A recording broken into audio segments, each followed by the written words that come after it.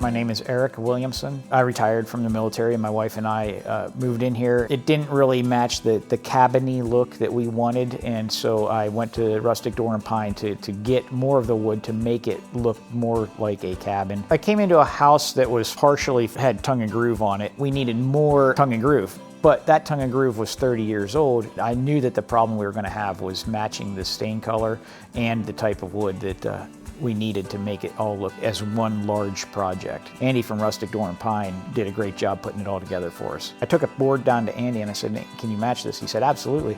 And about 4,500 linear feet from him, and it matches perfectly. You can't tell which boards are his and which boards are the ones that were original in the house. This board's an original board. This is Andy's board, and you can't tell that they're based on color or whatnot. Some of this was original, some of this is his wood. 4,500 linear feet of 14-foot boards is quite a stack. It's an amazingly large pile of wood. As I was pulling boards off the pile to cut them and put them in the house, I was expecting to see stuff that you see on the lumber racks of the big box stores. You know, every other board is almost unusable, but Andy from Rustic Door Pine ensured that every board that was sent to me was a quality board.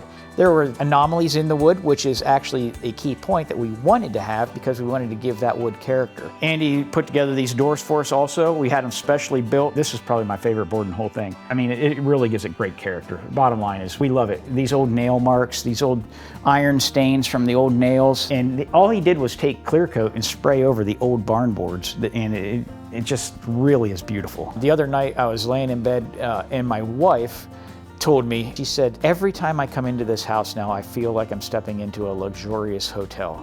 It's like a getaway for her. Every time I come down that driveway and I look up at this house, I'm proud that this is our house.